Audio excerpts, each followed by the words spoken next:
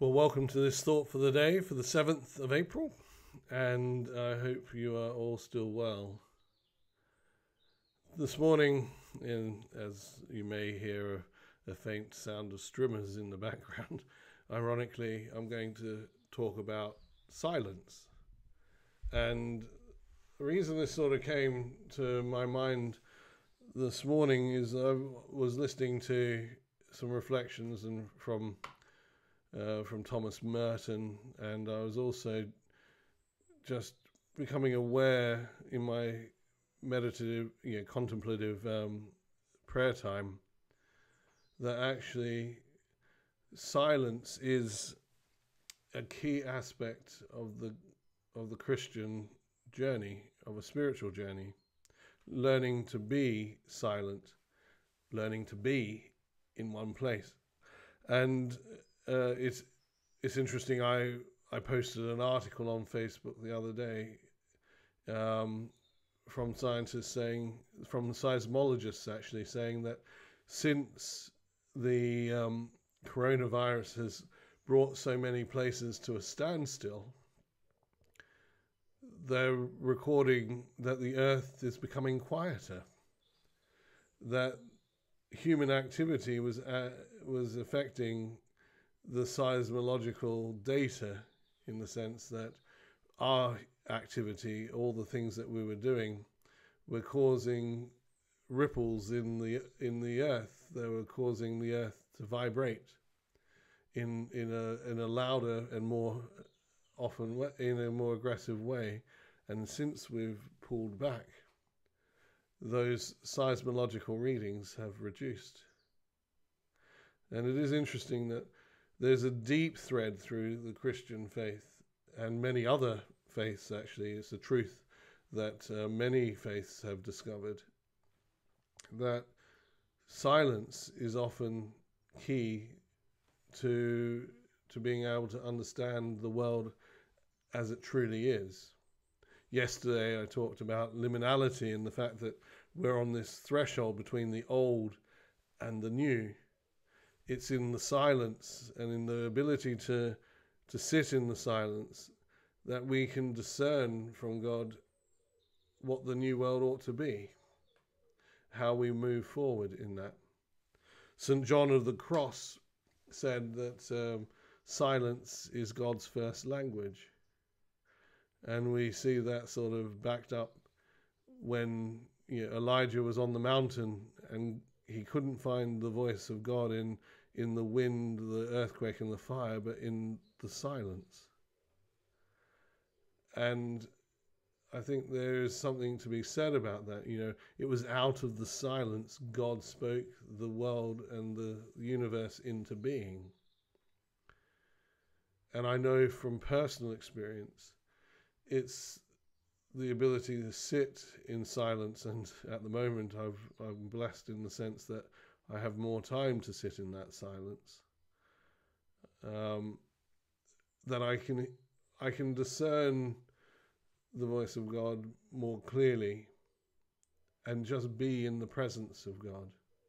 And I think it also helps the decisions I make after. Merton, like I was saying, his reflections on silence, he said that because he was a Trappist monk, so in a silent community where words were very rarely spoken, and they often used a form of sign language to communicate on a daily basis. But he said that once, when he was asked to preach on their Sunday services, so it wasn't completely silent, he said it was the greatest of honors, because actually living in such a community, you're being asked to preach and to talk out of that silence. And in a world that has been up until this point so noisy, we often lose the silences, and we often make decisions, and our thinking is clouded by just the sheer noise and activity going on. This whole dualistic understanding of right and left, and all these sorts of things just get in the way.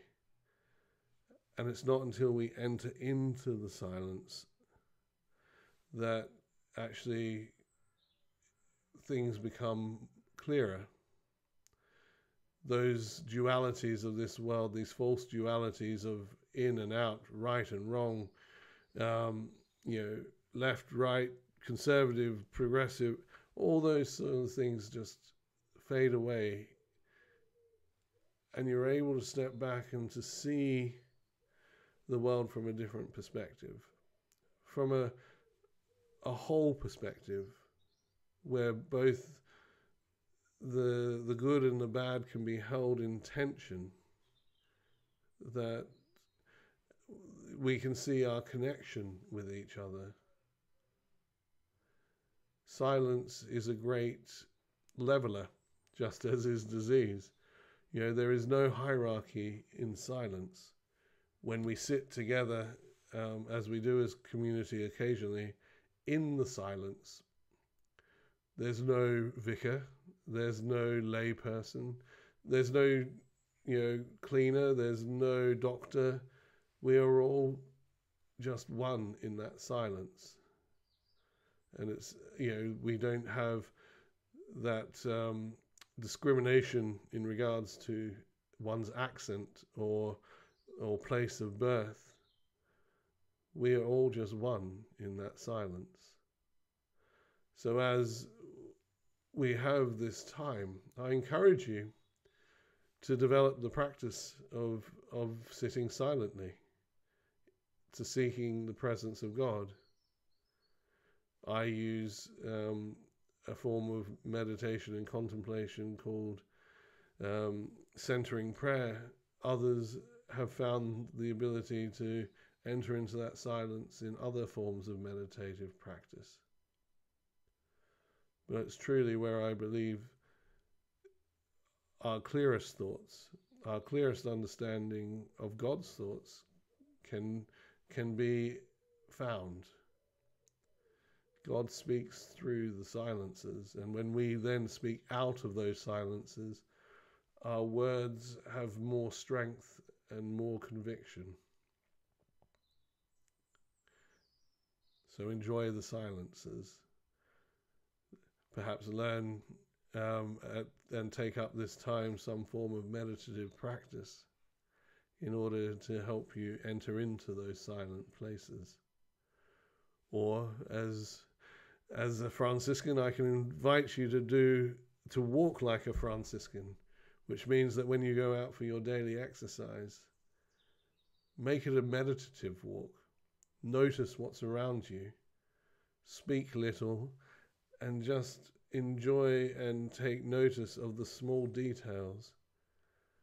Be in the place you are at that moment, not thinking of the future or the past, but being fully present at that moment.